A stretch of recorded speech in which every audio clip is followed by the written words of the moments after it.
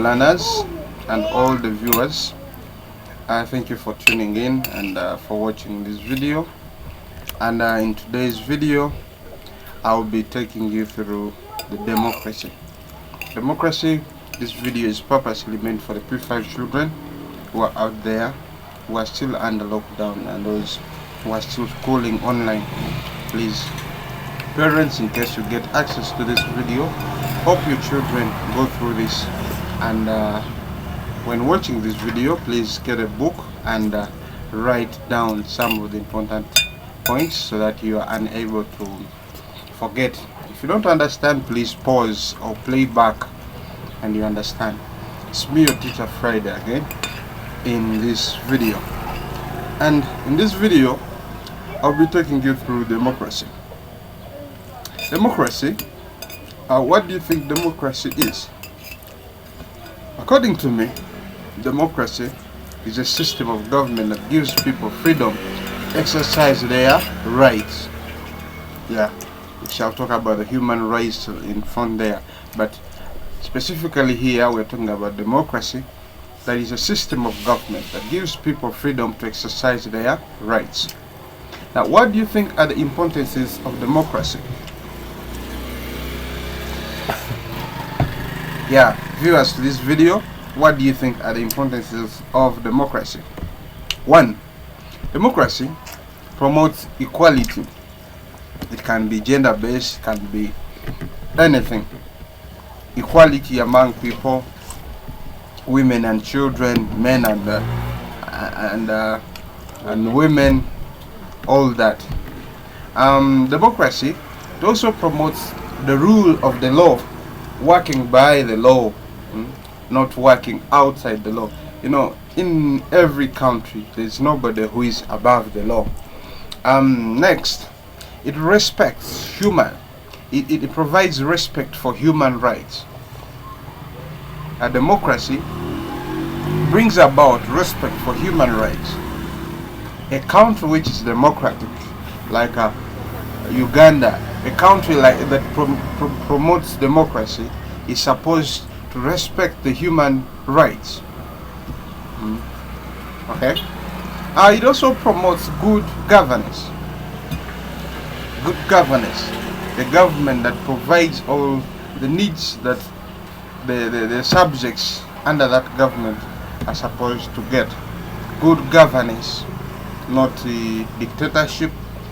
Let me not go into deeper details about that, because there are very many people who watch this video. But what I want to bring you about is that democracy brings about good governance. And any country that promotes democracy, it should have good governance. Then it also promotes national unity, or the people in that nation or in that state are supposed to be united. It also promotes easy transaction of leadership.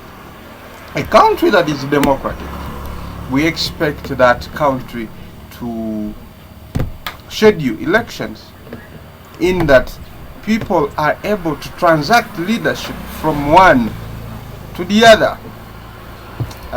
Unlike my country here, Uganda, where we have a president who has been there for 35 years, and people come standing and they fail anyway. He wins successfully, he does not fail. Yeah, people of Uganda vote him. That means they like him. Only that there are some other things there that I will not go into deeper details, but democracy in general, it promotes easy transaction of leadership, in that when elections are scheduled, people will vote he who they wish. Somebody they want to become their leader, they will vote him into power, and peaceful transaction of leadership will be made from one person to the other. Then it also encourages freedom of speech, association, among others. People are able to speak out what pains them. People are able to speak, to raise out their feelings. People are able to raise up their desires. Okay? A country that is democratic, remember we're talking about the importance of democracy. It also promotes peace and security. That is, number one priority of the NRM government. I appreciate them for that. Here in Uganda, we have security. I'm not going to mix it with peace. You know, security is different from having peace. We have security, that one I know, but with peace there I'm not very sure, because those who were watching the updates in the country Uganda in 2020, there were over 50 people who died over stray bullets. I wonder how bullets can stray and hit 50 people and more. And that is the security organ that we have here. But with security we are safe. We can even donate to some other neighboring country. Another thing is that democracy promotes development. When a country is democratic, that country is able to develop, because in most cases they have good association with the neighboring countries, and there's a lot of trade. Therefore, that promotes development in that particular country. I've been talking about the importances of democracy, and now I'll be looking at the functions of democracy. What do you think? You, the viewer of this video, what do you think are the functions of democracy?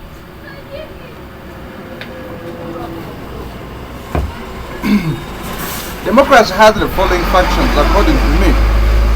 1. Free and fair elections. Makes it possible for people to choose leaders of their choice. When a country is democratic, it's able to organize the elections that are free and fair. An election where nobody will remain complaining. An election where nobody will say I was cheated. An election where nobody will say I was stopped from campaigning. An election where the electoral commission is not single-sided.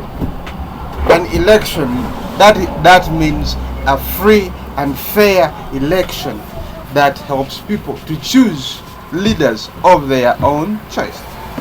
Another function of democracy helps people to have a say in the affairs of the country through elected leaders. Yes, when you elect a member of parliament, and that member of parliament is able to raise the views of the local people, the views of the suffering people, issues that attach, that succumb those people, they are able to be raised to the government, and they are listened to and responded to. That is a country that is democratic. Another function of democracy is that it promotes equality. I had talked about that in the importances of democracy. And then another thing, it promotes patriotism and national unity. When a country is democratic, every person or every single person in that particular country will love their country. They will be proud. They will be proud wherever they are, whether they're in the US or China or Mexico or wherever. They are able to say, you know what, me, I'm a Ugandan, I'm proud to be a Ugandan. But today, there are some people who are from other countries, and when they are abroad, they fear to say their country because of what is happening there. I'm not meaning Uganda, but some other countries. There are some nationals or citizens of that country, but they find it complicated to mention in public that I'm a Ugandan because of what is happening in their country. I was using Uganda as an example. Please don't quote me wrongly. Okay. Then the Constitution guides the people and their leaders on human rights and responsibilities.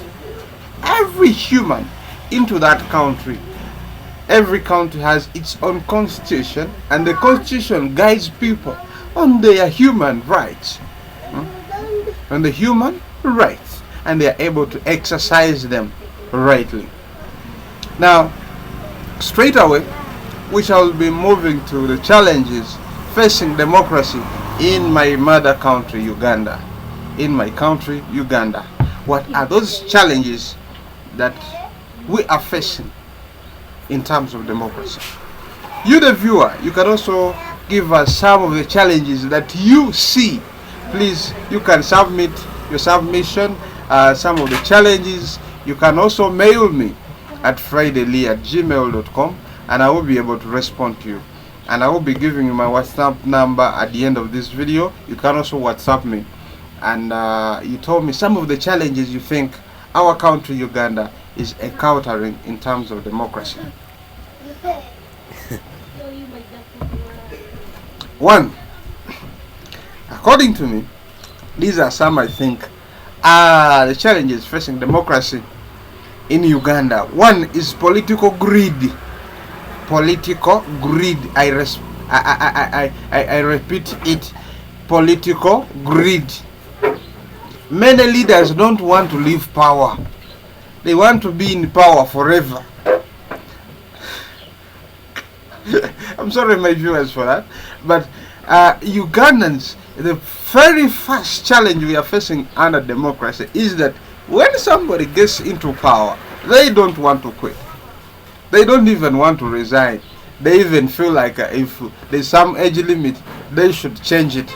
They should forward it forward in favor of them.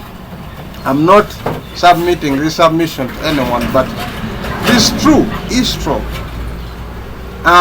Another challenge is failure to organize and conduct free and fair election. That is a challenge in Uganda. I'm not the author of this. I depicted, I have reference books where I collect this.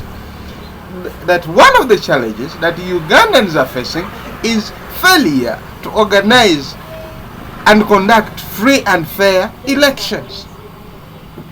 In that, every election that is organized here in Uganda, you will hear some of the candidates who were former candidates complaining, I was cheated. Those who say I wasn't cheated, they will tell you I was stopped from campaigning, or I was arrested, or my supporters were arrested or were killed, were shot to death. You can see all that. So that means that is one of the challenges. I told the first challenge was political greed, and the second challenge is failure to conduct a free and fair election. And then another challenge that is affecting Ugandans is the wide spread of poverty among the electorate. Widespread of poverty among the electorate. The people who vote are very poor. So somebody can be seduced by a bar of soap. Somebody can be seduced by a packet of salt. And then you told them, please, I'm giving you this bar of soap, but when it comes to election, please, you have to vote for me. And of course, somebody will not disagree because they've given them a bar of soap of 2,000. Just 2,000 Ugandan shillings, which is not even worth $1 US. Then another challenge we have here is tribalism. We have a lot of tribalism in our country, in that when I am a Mufumbira and I stand in, all the Bafumbira have to vote for me, and the Bachiga will say we cannot vote for him since he's a Mufumbira. That is tribalism. Another one is corruption. Most of our leaders, most of our people in power are corrupt. They even go ahead to bribe the voters. I'm not going to deep details about that. Then another one is misuse of public funds. Misuse of public funds. Let me take an example. I'm going to use this, but don't quote me wrongly. The Myoga money. Somebody gets all the money for a whole group and they consume them, and nobody will talk about them. And they will just stand there and watch, and they will just say, it's okay, that man is a big man, and nobody cares. And they will become very rich, and then the locals or the citizens will fail to get proper services. Then the last challenge here is illiteracy among members of the nation. Most people just vote because they have to vote. Some people vote because they were given a bar of soap. Some people vote because their grandmother and grandfather told them that there was Amin and there was Oboti some time back. So, I'll be proceeding. Roles of a citizen in practicing democracy. You the citizens of Uganda, you the people viewing this video, and you the learners, what are your roles and responsibilities in promoting democracy in this country, or in every country where you are? One, the first role in practicing democracy, one is participating in a national election. Please come out and vote. If you're called to vote, please go and vote. There are some people who say, me, I will not vote because I know the one who will win. Whether we vote for him or we don't vote for him, I mean him or her, he will have to win. That is wrong. Please go and try to vote and see whether your candidate will not win. You are supposed to participate in a national election. That is your role as a citizen. Go and vote. Get out there and vote. Another one, ensuring proper use of government funds. When the government puts up some stuff and this stuff is made for the whole public, please utilize it properly. They've put down a borehole for the whole community to fetch their water. But some people will wake up at night and pull out the bullets because they have to go and repair their vehicles and cars. That is misuse of government funds. Some people who are given government vehicles, government cars, they put them on the road to make transport. They carry passengers, or some of them take them to their farms to carry their garden yields. That is misuse of government funds. Another one, reporting wrongdoers and case of human right, in case of human rights abuse. In case somebody abuses human rights, please report them. You know where you're supposed to report. We have the IGG. You can even report internally here. Let me not go extravagant. You can report your chairperson LOC1 in case somebody abuses your rights. You the children viewing this video, in case somebody abuses your right, go and report. The first person to report to is your parent. The next person is the chairperson LOC1. That is to the children. But to the older people, go to the police station and report. But don't skip the hierarchy. You have to follow the chain of command. LOC1, LOC2, like that, up to the police station. All together, viewers, and everyone watching this video. Then the next point is guide their leaders to their duties well. If you have voted for an MP who goes to parliament and they sleep the whole day, please call them in a meeting and advise them, guide them. Please, we voted you for this, but we are not seeing anything. Tell them, and they will touch into their hearts. They will say, these are the people who voted me, and then I have to do this for them. Okay. Then another point is people should listen to each other and respect other people's views. You know, some people, after we vote them into power, they say, now I'm the boss, nobody has to talk. So they decide whatever they feel like. They can't even pass through the community or through the constituencies to consult from the people what they should raise. Somebody sits into their home, him and his wife, and they decide for the whole constituency. They forget the people who voted them into there. They will remember to come back to them when the season is over and they want to go back for the next reign. That is when they will come and say, you know what, you people vote me, I want to go back to parliament, what and what. But they would not come onto ground and ask these people what they are supposed to go give there, because these are the people who voted you there. So they are the people who have views or they want to submit to the government. Viewers of this video, I meant it strictly talk about democracy. And since I'm winding up with democracy, in the next video or in the next tutorial I'll be making, it will be about the elections in Uganda, like you're seeing on screen. It will be about the elections in Uganda. Today I will not talk about elections.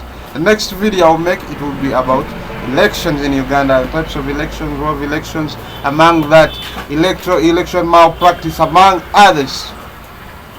I'm not democratic, I'm teaching. Please quote me wrong. Quote me right. I'm not meaning wrong, I'm sorry about that. Quote me right, I'm not talking about political issues, I'm just teaching. I'm teaching democracy. Thank you for viewing this video. Those watching on live via YouTube, please don't forget to subscribe. Please subscribe, share with your friends. When you share with them, tell them to view and subscribe, like and share, and comment in case you have any comment.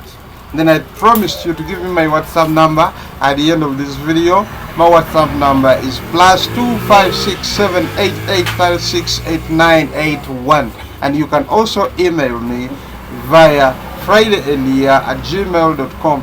You can also find me on Instagram, you can find me on YouTube, you can find me on Twitter, and many other platforms. Thank you for viewing this video. Thank you for watching. Please stay tuned, stay safe. COVID came and COVID is real. Please wash hands and sanitize. Coronavirus is killing people. Huh? The day it will kill your neighbor, you realize that it is there. Thank you for watching and stay tuned.